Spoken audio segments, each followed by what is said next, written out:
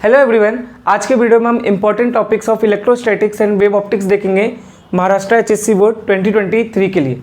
जैसा कि अपना जो बोर्ड का एग्जाम है वो लगभग 2 मंथ बाकी है, ठीक है। तो किसी का प्रिपरेशन नहीं हुआ है या किसी का थोड़ा प्रिपरेशन हुआ है किसी रीजन से, या किसी का प्रिपरेशन हो चुका है लेकिन अगर इंपॉर्टेंट टॉपिक्स मिल जाए तो उसका और अच्छा स्कोर आ सकता है। तो ये वीडियो आपके लिए ही है। इस वीडियो में मैं वेव ऑप्टिक्स एंड इलेक्ट्रोस्टैटिक के इंपॉर्टेंट टॉपिक बताऊँगा। इसके अलावा मैंने पिछले 6 चैप्टर्स के वीडियो ऑलरेडी बना के रखा है, तो आप वो प्लेलिस्ट में जाके देख सकते हैं। इसके साथ ही बाकी के जो बचे फिजिक्स के चैप्टर है एंड केम एंड बायो के भी आगे भी इंपॉर्टेंट टॉपिक्स के वीडियो आएंगे। तो आप चैनल को सब्सक्राइब कर दो, बेल नोटिफिकेशन बटन दबा दो ताकि आपसे कोई भी वीडियो मिस ना हो, ठीक है। अब अगर फिजिक्स के पेपर की बात करूँ तो कितने मार्क्स का होता है? 70 मार्क्स का होता है।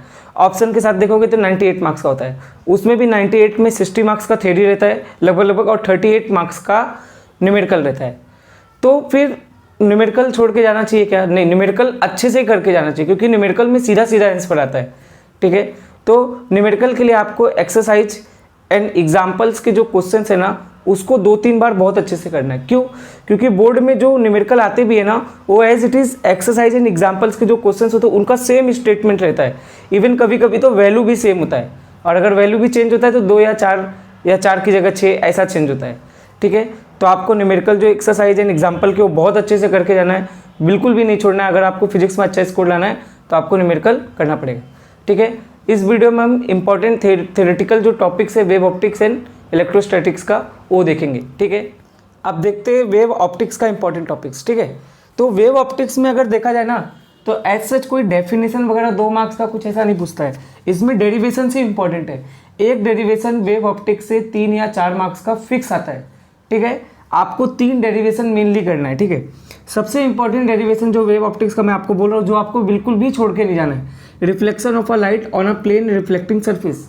लगातार 3 बार ये पूछ चुका है प्रीवियस ईयर में, तो इसको तो आपको बहुत अच्छे से करके जाना है, ठीक है। इस साल हो सकता है reflection of a light at a plane boundary between 2 media.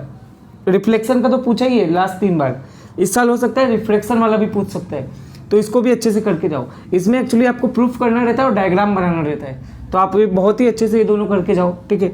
उसके अलावा जो एक डेरिवेशन आपको बहुत अच्छे से करना है, जो कि अगर ये डेरिवेशन जब भी आएगा 4 मार्क्स का आएगा, ठीक है। तो इसको तो बहुत अच्छे से करके जाओ।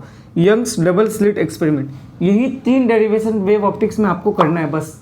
बाकी जो भी करना है वो सब फॉर्मूले वगैरह करने हैं। वेव ऑप्टिक्स में सिर्फ 3 ही चीज़ें पढ़नी है, एक रिफ्लेक्शन का डेरिवेशन, एक रिफ्लेक्शन का और एक यंग डबल स्लिट एक्सपेरिमेंट का, ठीक है। उसके अलावा आप रिजॉल्विंग पावर ऑफ माइक्रोस्कोप और टेलीस्कोप का फॉर्मूला देख के जाओ। इस पर न्यूमेरिकल आ सकता है या फिर एज सच खाली आपको 1 मार्क्स में पूछेगा कि फॉर्मूला लिखो, ठीक है। लॉज ऑफ रिफ्लेक्शन पढ़ लो, reflection of light using Huygens theory, ये पढ़ के जाओ, ठीक है। साथ में आप YDSC and single slit diffraction इनके फॉर्मूले पढ़ के जाओ, क्योंकि अगर न्यूमेरिकल आएगा इस चैप्टर से तो यही 2 पे आएगा, या तो YDSC से या तो सिंगल स्लिट डिफ्रैक्शन पैटर्न से। तो इनके जो फॉर्मूलेज है ना वो आप बहुत ही अच्छे से करके जाओ, ठीक है। तो ये मैंने आपको वेव ऑप्टिक्स का जो भी इंपॉर्टेंट टॉपिक था वो बता दिया। अब अगर आपसे मैं इलेक्ट्रोस्टैटिक के इंपॉर्टेंट टॉपिक की बात करूँ तो जैसा कि अपने को लगता है कि इलेक्ट्रोस्टैटिक बहुत ही बड़ा चैप्टर है, तो अपन क्या करते हैं, अगर अपने पास टाइम कम है तो अपन उसको छोड़ के जाते हैं, ठीक है। ये अपना सबसे गलत सोच है। अगर आप इलेक्ट्रोस्टैटिक में देखोगे तो 2 चीज़ें, एक तो जनरल चीज़ है जैसे कि गॉस थ्योरम है, फिर उसके बाद इलेक्ट्रिक पोटेंशियल है, इलेक्ट्रिक पोटेंशियल एनर्जी है, इलेक्ट्रिक डायपोल है, फिर उसके बाद एकदम आगे जाके एकदम लास्ट में छोटा सा पार्ट है कैपेसिटर, ठीक है। अब आप इलेक्ट्रोस्टैटिक में देखोगे तो जो जनरल पार्ट है वो लगभग 80% है, कैपेसिटर लगभग 20% है।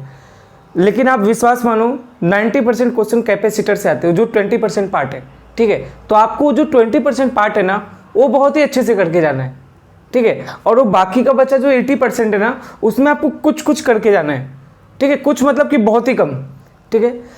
अब अगर मैं बताऊँ तो कैपेसिटर की बात करूँ तो कैपेसिटर में आपको सबसे इंपॉर्टेंट डेरिवेशन करना है capacitance of parallel plate capacitor with dielectric और विदाउट डाइलेक्ट्रिक।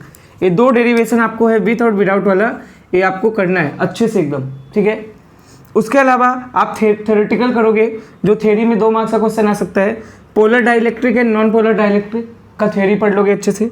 उसके अलावा कैपेसिटर का प्रिंसिपल पढ़ोगे, 1 लाइन का डेफिनेशन है और उसका डायग्राम ये भी एग्जाम में पूछा जा चुका है।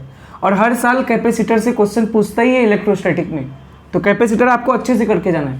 उसके अलावा कॉम्बिनेशन ऑफ कैपेसिटर आप पढ़ लेना सीरीज में और पैरेलल में, ठीक है। न्यूमेरिकल भी आप देखोगे तो ज़्यादातर कैपेसिटर से ही आता है, ठीक है। तो इसको बहुत ही अच्छे से करके जाओ, इतना कुछ, ठीक है। अब अगर मैं बात करूँ बाकी का, ओवरऑल देखेंगे तो इलेक्ट्रोस्टैटिक में कम से कम 12 से 15 डेरिवेशन है, ठीक है। कुछ डेरिवेशंस आपको जनरल पार्ट से भी करने, जो कि गॉस थ्योरम वाले। Electric field intensity due to uniformly charge sphere shell and hollow sphere, at least इसका फॉर्मूला पढ़ ही लेना, ठीक है, ताकि इसके फॉर्मूले से आपसे न्यूमेरिकल हो जाए, क्योंकि इनसे न्यूमेरिकल आने के चांसेस ज़्यादा होते हैं। तो डेरिवेशन करने का टाइम नहीं है तो आप एटलीस्ट इसका फॉर्मूला पढ़ लेना। Electric field intensity due to an infinitely long straight wire, ये भी अच्छे से कर लेना। Electric field intensity due to a charge infinite plane sheet. तो ये 3 डेरिवेशंस आपको जनरल पार्ट से करने हैं, साथ में एक थ्योरी अच्छे से पढ़ना है, इक्विपोटेंशियल सरफेस, ठीक है। तो ये इतना आपको कैपेसिटर पढ़ना है। कैपेसिटर बहुत अच्छे से पढ़ो, सबसे पहले पूरा इसी को टाइम दो, फिर अगर आपके पास टाइम बच रहा है तो जनरल पार्ट में आप ये इतना जरूर करके जाओ, मोस्टली क्वेश्चन यहीं से आएगा, ठीक है। तो ये मैंने आपको इलेक्ट्रोस्टैटिक्स के भी और वेव ऑप्टिक्स के इंपॉर्टेंट टॉपिक बता दिए। इसके आगे के वीडियोस में बाकी के बच्चे जो फिजिक्स के चैप्टर है उनके भी, साथ में बायो एंड केमिस्ट्री के भी इंपॉर्टेंट टॉपिक्स का मैं वीडियो बनाऊंगा। तो आप चैनल को सब्सक्राइब कर दो, बेल नोटिफिकेशन बटन दबा दो, ताकि आपसे कोई भी वीडियो मिस ना हो, ठीक है। Thank you.